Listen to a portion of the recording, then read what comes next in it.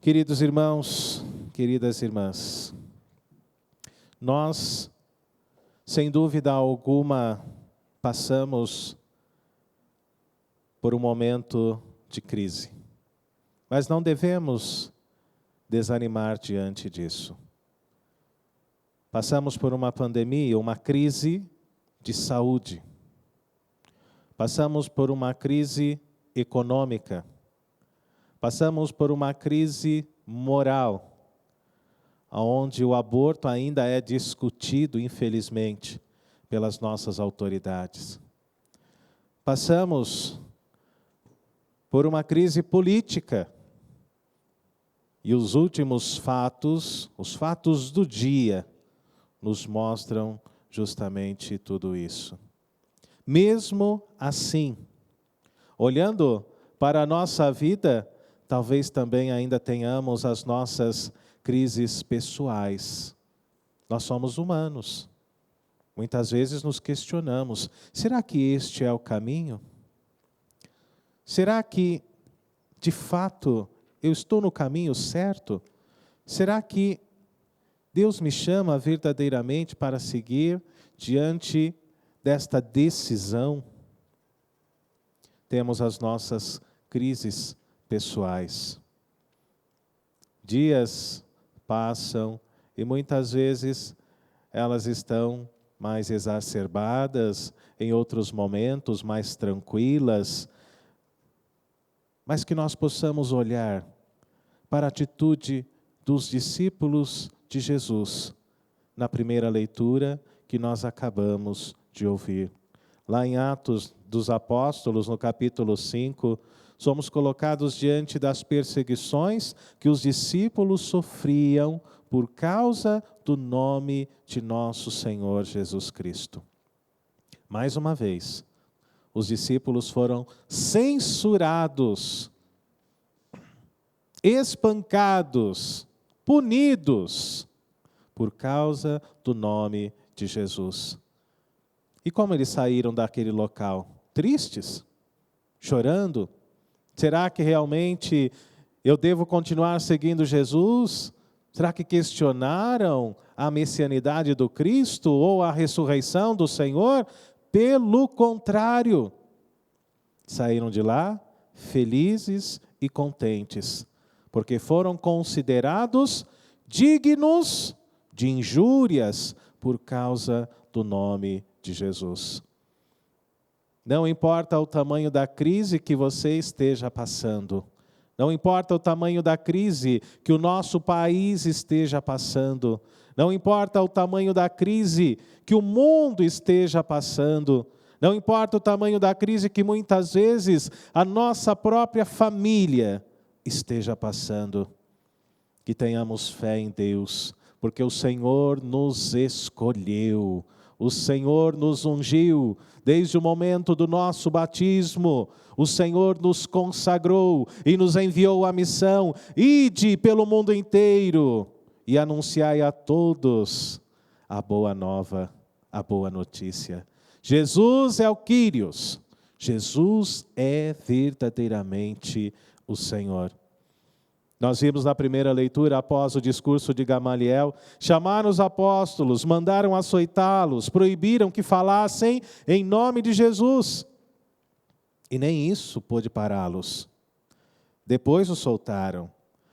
Eles saíram do conselho muito contentes. Vocês viram o que aconteceu lá? Por quê? Porque foram considerados dignos pelo Senhor, mesmo diante de injúrias, mesmo diante de calúnias, mesmo diante de perseguições, não desistiram, não desanimaram. E se hoje nós passamos por um tempo de crise, se hoje nós passamos por um tempo de dúvidas, incertezas, que nós possamos tomar o exemplo dos apóstolos lá na igreja primitiva, para continuar a nossa caminhada com um sorriso no rosto, porque Jesus confia em nós, e nós devemos confiar da mesma forma no Senhor que nos chama. E a cada dia os discípulos passavam pelo templo, pelas casas, não cessavam de ensinar, de anunciar o evangelho de nosso Senhor Jesus Cristo. Passavam pelas casas. Você agora está em casa. É obrigado a ficar em casa, mas muita gente não está ficando em casa, eu sei disso. Será que você tem anunciado o nome de Jesus dentro da sua casa? Será que você tem testemunhado esta palavra dentro da sua própria casa, ao lado da sua família? Será que estamos vivendo esta dimensão profética do nosso batismo? Será que estamos vivendo esta dimensão profética do discipulado diante do chamado de nosso Senhor Jesus Cristo? Que nós possamos dizer sim a Deus, mesmo em tempos de crise, mesmo em tempos de dúvidas, mesmo em tempos de incertezas. Que você possa rezar não apenas pela sua vida, que você possa rezar pela sua família. E se precisa das nossas orações, está aí na sua tela, liga para a gente. 3871-9620. Padre, reza por mim, reza pela minha família, pela minha situação financeira, pela economia do nosso país, pelo relacionamento, Padre. Quanto mais os casais ficam juntos, não é só coisa boa que acontece, não. Tem desavença, tem briga, tem desentendimento, não é? Tem raiva. É preciso que exista também o perdão, a misericórdia, o diálogo, a paciência, não é? Eu vi uma matéria no mês passado que dizia que lá na China, por causa do confinamento, da quarentena, triplicaram os números de separações, de divórcio. É verdade. Que Deus nos dê a paciência, que Deus coloque verdadeiramente, mais uma vez, em nosso coração o amor, para que nós possamos nos suportar uns aos outros, como diz a palavra, por amor a Cristo Jesus. Que você, esposa, tenha paciência com o seu marido. Marido, você que faz home office, tenha paciência com a sua esposa, com as crianças que muitas vezes fazem barulho durante as ligações, que tenhamos paciência uns para com os outros, e assim rezar pela nossa família, que é o nosso bem maior. A Igreja de Cristo se manifesta hoje com muita força desta forma, aí na sua casa, com você, com os seus filhos, com a sua esposa, com o seu marido, e juntos nós celebramos esta Eucaristia, manifestando a força da igreja doméstica. E os discípulos, como nos falava a primeira leitura, foram para todos os lugares. Não estavam apenas no templo, mas iam também para as casas. E se você é um discípulo de Jesus Cristo, evangelize na sua casa. Evangelize através da sua família. No Evangelho de hoje, queridos irmãos e irmãs, segundo São João, capítulo 6, versículos de 1 a 15, nos coloca justamente diante de um grande milagre. Eu gosto muito deste milagre de Jesus, gosto mesmo de pregar a respeito da multiplicação dos pães, porque nós somos colocados diante de um Deus que cuida de nós. Talvez você esteja precisando agora, na sua casa, dessa multiplicação. Por isso tenha fé, tenha confiança, porque o Senhor, Ele pode realizar milagres dentro da tua vida. Nós encontramos o milagre da multiplicação dos 5 pães e dos 2 peixes em todos os evangelhos canônicos. Tanto no Evangelho de Mateus, no capítulo 14, quanto no Evangelho de Marcos, no capítulo 6. Em Lucas, no capítulo 9, e este que nós rezamos aqui agora, no Evangelho de João. Não apenas nos 3 sinóticos, mas também no Evangelho de João, no capítulo 6, versículos de 1 a 15. Após a morte de João Batista, Jesus procurou se isolar por um instante, refletir, rezar, pensar na vida e na vontade do Pai para ele. Então Jesus foi para o outro lado do mar da Galileia, como nos fala o texto, um lugar chamado também Tiberíades, e no alto de um monte, Jesus se instalou. Muita gente perseguiu Jesus, viu para onde o Senhor estava indo e correu atrás, pedindo curas, milagres, e o Senhor olhou para aquela multidão com compaixão, com um olhar cheio de misericórdia. Curou todos os doentes que correram até Ele. Um dia de atenção, de dedicação àqueles que tanto necessitavam. Começou a ficar tarde, a hora foi avançando. Então Jesus perguntou a Filipe, mesmo sabendo o que ele iria fazer: onde vamos comprar pão para toda esta gente? Filipe respondeu: nem 200 moedas de prata bastariam, Senhor. O que nós faremos? Então André apresenta a Jesus um menino com a matéria-prima do milagre: 5 pães e 2 peixes. É importante que nós saibamos o número de pessoas que estava ali naquela montanha. Mais de 5.000 homens, diz o texto. E quando nós fazemos uma exegese, nós vamos entender que era muito mais gente. Fora as mulheres e as crianças. Jesus profere a bênção nos 5 pães e nos 2 peixes. E dá a todos de comer. Essa é a resposta de Jesus no primeiro momento: dai-lhes vós mesmos de comer, como dizia aquele canto, não é? E o milagre vai acontecer, e o milagre aconteceu. Jesus deu de comer a mais de 5.000 homens, fora mulheres, crianças, e de 5 pães, 5 e 2 peixes que o menino trouxe, ainda sobraram 12 cestos cheios, porque eles não conseguiram comer. Veja, meu irmão, minha irmã, o nosso Deus não é um Deus de miséria. O nosso Deus é um Deus providente. O nosso Deus é um Deus que cuida de nós. Eu quero dizer isso para você agora. O nosso Deus cuida de nós. O nosso Deus quer cuidar de você. Abra o seu coração. Permita-se ser cuidado pelo Senhor. Permita-se ser cuidada pelo Senhor, porque o Senhor nos ama. E quando nós olhamos para a cruz, e não somente para ela, mas neste tempo pascal, amados, quando olhamos para a luz do círio pascal, nos deparamos com este amor de um Deus que dá vida, de um Deus que morre, de um Deus que é ressuscitado, porque nos ama, porque quer cuidar de todos nós. Deus cuida da criação.